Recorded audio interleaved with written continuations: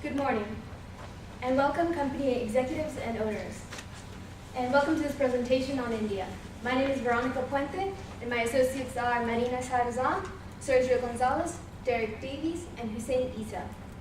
Today, we are a team of India experts, and today we will be discussing the topic of modern India and whether it is wise to do business in this country. We will discuss the government and politics, economics, infrastructure, and geography and human geography, and culture of this region. And now to pass it off to my associate Marina. So as Veronica stated, my name is Marina Sarazan. I am a journalist specialized in Indian politics, and I've been a correspondent in Mumbai for 5 years. Today I want to talk to you first about the general government. Then I want to talk to you about the political parties, and to finish I want to talk to you about the political stability of India. So as you may know, India is a republic. They have a constitution that is stable since the 26th of January of 1950. The presidential elections are held every 5 years, and so the next one is scheduled in 2017. It has a bicameral system with the Lok Sabha, that is the lower part of the parliament, and Rajya Sabha, the upper house of the parliament. You can see in the picture the building of the parliament.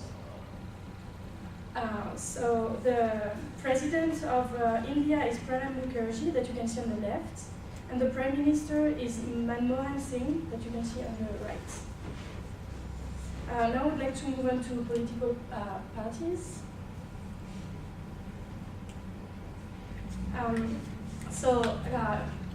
Political parties in India are numerous, what make it complex, and now a coalition is ruling India with 50% of Bharatiya Janata Party, whose logo you can see on the screen, United Progress Alliance minority with 35%, and United Progress Alliance-led coalition with 15%. You can see on the screen Sonia Gandhi, that is the chairwoman of this party. So according to the Political Risk Group Services, there is now a political paralysis and uncertainty in India. The Prime Minister did not succeed in for a measure to anti-corruption, so it had cast a pall on business climate in India. The corruption, as I said, is still a problem, and also the government U-turn on a measure to ease restriction on foreign retailers set an alarm in 2012 for foreign firms, because it imposed a capital gains tax on foreign companies that are participating in mergers and acquisition with locally based firms. And to finish, I want to talk to you about the political stability that is now challenged. So according to Ramachandra Guha, renowned author of India After Gandhi, sections of population want to break away.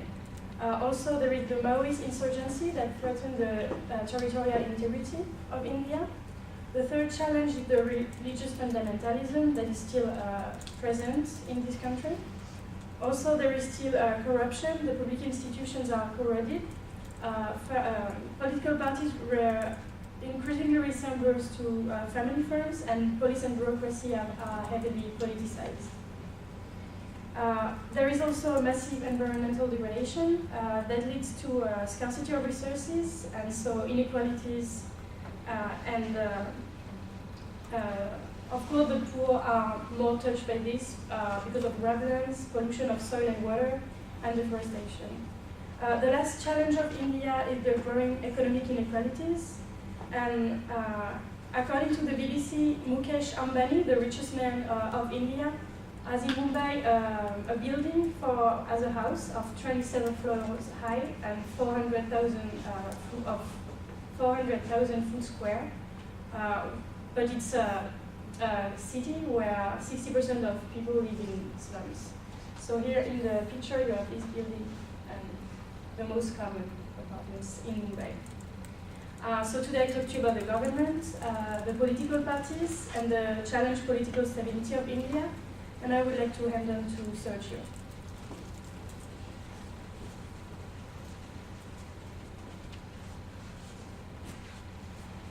So, as Veronica said, my name is Sergio Gonzalez. I'm an economist that have been working in India for the past 5 years. And today I want to talk to you about three topics, such as a little bit of the background of the economy of India, some of the reforms that they have applied, and a little bit of the business culture in India. For many years, India has been was a self-sufficient country that did not rely on imports, economic aid, or foreign investment. However, it has lately developed into an open market economy through industrial deregulation, privatization of enterprises, and reduced control on foreign investments. This is why India has become one of the fastest growing economies in the world. India's economy relies on three things: the modern agriculture, modern industries, and services. Being services the most important, since 1/3 of India's workforce produces 2/3 of India's outputs and exports. However, all this began in the 1990s. However, around 2010, foreign investment began to decline due to some economic reforms that were going to be passed, and the Indian government acted to this, and in 2012 passed reforms to facilitate foreign investment and facilitate for businessmen to go and work, not only invest there, but work there as well. India's GDP is 4.78 trillion, which makes them the fourth in the world. The GDP per capita is 3,900. That makes them the 166th in the world.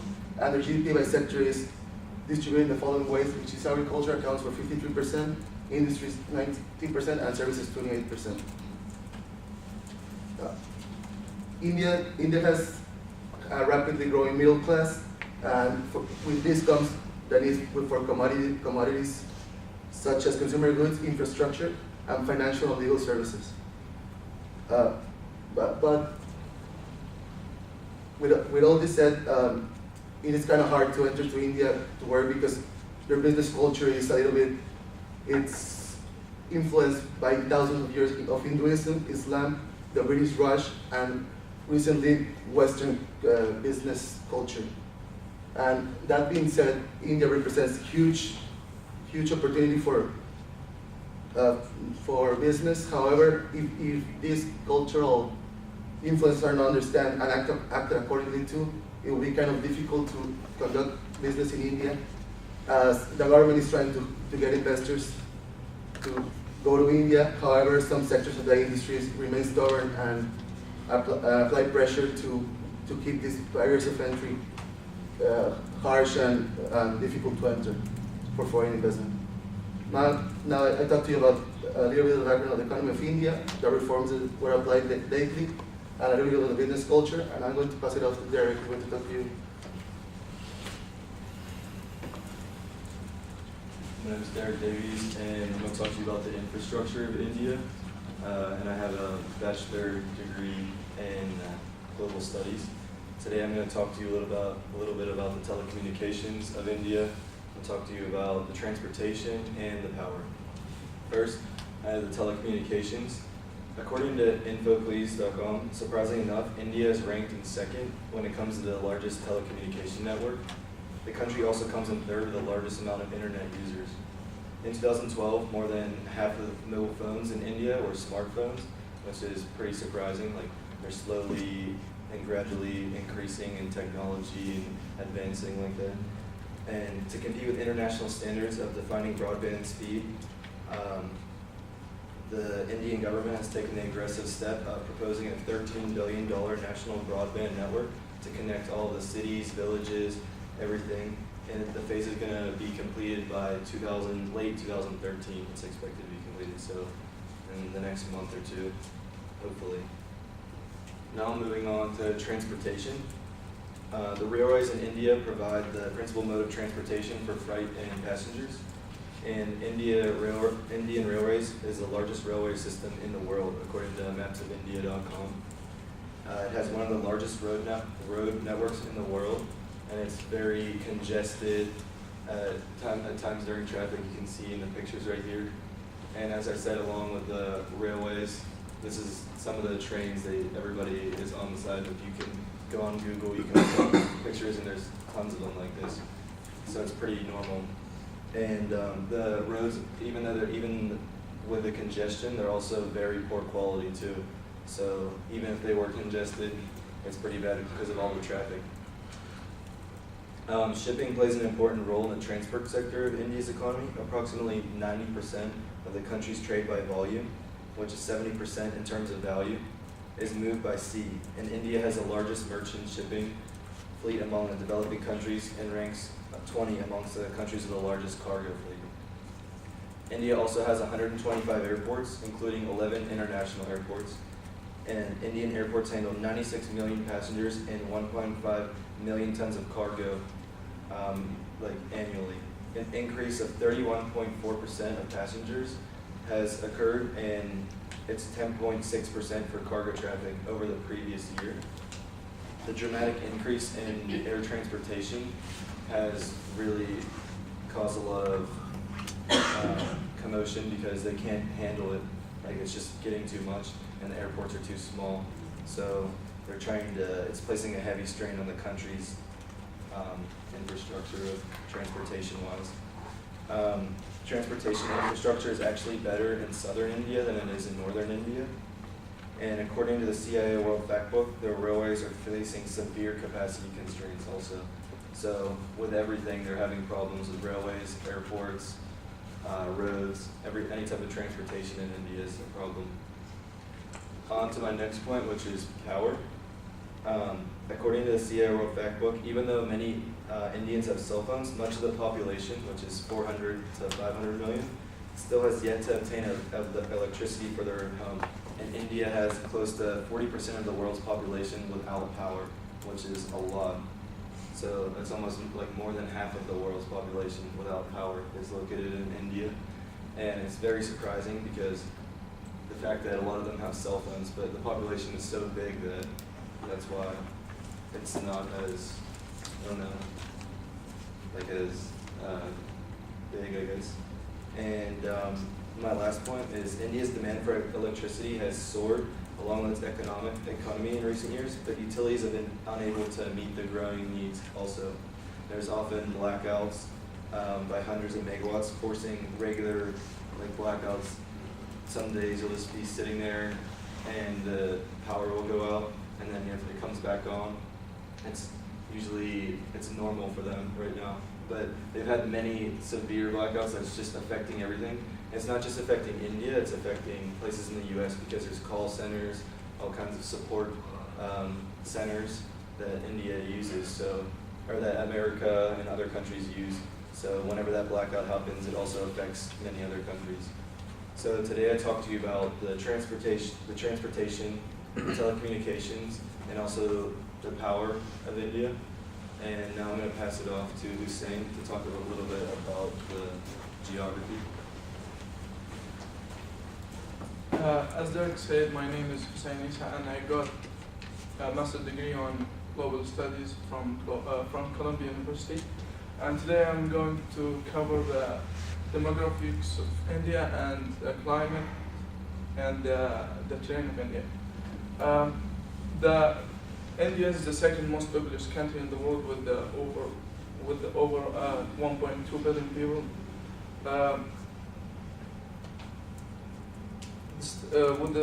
It's more than six of the populous country.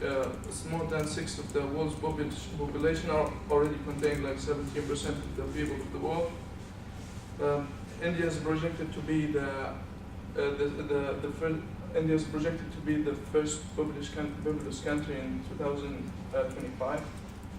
As you can see here, the average of ages in India,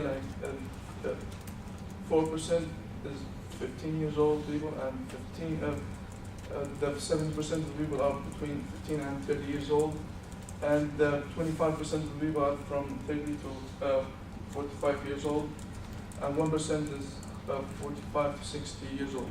So we consider it as a young people. The languages belongs to several language family. The major ones being Indo-Aryan language spoken by 73 of Indians, and Dravidian language is spoken by 24 of Indians.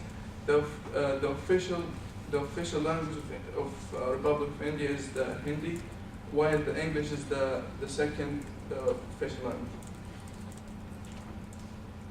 Moving to my next point, which is climate. So there's a four season in India. The winter seasons occurring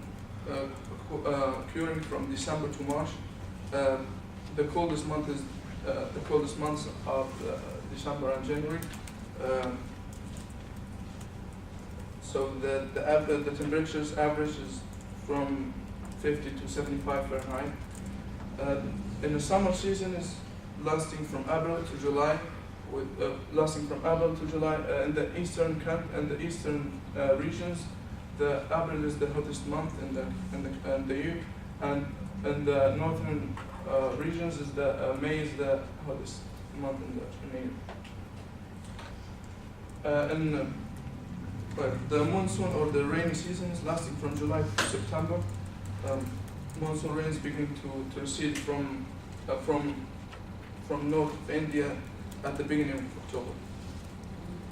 And the post-monsoon season or the autumn season lasts from October to November. October and November are usually cloudless in most of the Indian regions. Moving to my next point today. India is the seventh largest country in the world with the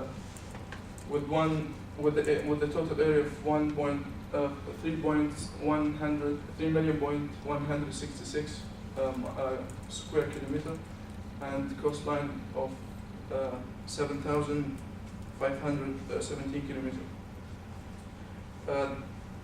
The northern India are defined largely by the Himalayas mountains, where the country borders with China and Nepal, while the western border with Pakistan lies to Punjab Plain and the Thar Desert.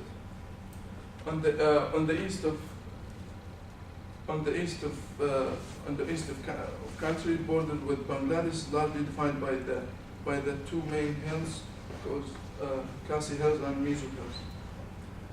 So today I've covered the demographics of India and the climate and the last thing is today. And now I'll pass off to Veronica. Thank you, Hussein. Hello, my name is Veronica Puente. I have a degree in international business and have studied many years abroad in India and its many regions. And today I will be covering the religions of India, their social customs, and the business culture. India has many religions. However, the three main ones are Hinduism, Islam, and Christianity. Hinduism is the majority religion, and it is the oldest tradition in India. And to understand Hinduism, you have to understand that it's not just a culture that when you go to the church and then you leave and you go to work and it stays at church. It's a religion it's in the culture, it's within the people. You really can't avoid it. So you must understand it if you're going to visit India.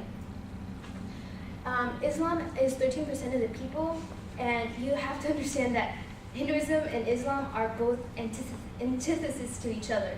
They're very different. Hinduism is polytheistic, whereas Islam is monotheistic, and they've had a history of conflict for many, many years. So it's kind of a hard subject to bring up. And Christianity. It consists of 2.3% of the people, and what many people don't understand is that Christianity has existed in India for many, many years, for thousands of years, and each of these cultures was brought over during the many conquests that India went through. And all this information, again, provided to you by the Indian census. And social customs. Indian culture differs from Western culture because, say, gift giving. When you give a gift in Western culture, you usually thank the person who's giving it to you. Thank you, thank you. But when you give a gift to someone in India, you're thanking them for letting them give you that gift. Because with each gift you give, you're bringing yourself closer to an ascension to heaven. And lunch and dinner. Time runs a lot slower in India, so it would be preferable if you're going to ask someone to a lunch date to ask them to dinner or to lunch, because breakfast is just not a good idea. Everyone's taking their time trying to get there, and because of the traffic that Derek mentioned, it would be very hard to get there on time. And food. The majority of Indians are vegetarians because of their culture, the cow is sacred and all that. But it's okay if you're not. They offer many other meat-eating options, but be warned, the food is very, very spicy. There's a reason that many of the Europeans came and visited India during the spice conquest. Business culture. Indian culture is very hierarchical in nature. It's like running a kingdom. So the CEO of the company is virtually king. So any underling below them, their position, their allotted position, like say coffee maker, that is their position. They cannot move from that position. You can't ask them to go print this for you. You can't ask them to go to run this errand for you. That is their position. And it's this culture because there's so many different people. Each person has to have their own specific job. No one can and is allowed to step on each other's toes. And interruption. And as a leader, micromanagement is of the highest importance. If you're a leader, everything you say or do will be followed to the word. Even if that direction is wrong in any way, they will follow it. They do not question you, like a king. And traditional interruptions. At the beginning of every conference or every meeting, they'll have this seemingly out of the subject conversation with you, like how is your family, or I like those shoes, where did you buy them? They're just having this conversation with you, and it seems out of place and it can seem frustrating in the Western culture. However, that's necessary because before they start a relationship with you, they want to determine your worthiness as an individual, whether you're worth having business with, because family is of the utmost importance in the Indian culture. And Indian people will never say no. If they're your underlings, they will never say no to you. You can ask them, did you do this for me? And if they'll say, yes, but, or yes, but some difficulties, but they will never say no. So if you do business with them, you have to be very aware of this difference. And positive feedback. It is important that you always provide them with certain positive feedback and never give them negative feedback. They respond horribly to negative impact because it's like a direct offense to them as a person. And women.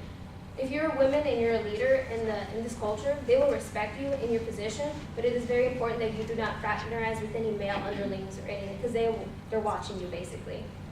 And teamwork is of the highest importance. Because it's such a communal society, it is important that the people work as a team. If the team fails, it is the team that fails, not this individual, not that individual. The team either failed or succeeded, but it is the team. And in conclusion, today I covered the religion, social customs, and business culture of India.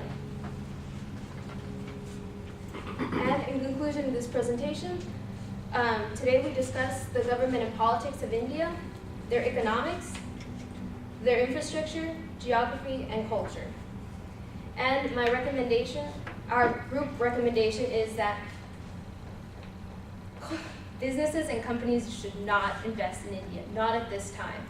They have an unstable government, an unbalanced economy, a poor infrastructure, and it's a greatly varying terrain that has not been developed infrastructurally.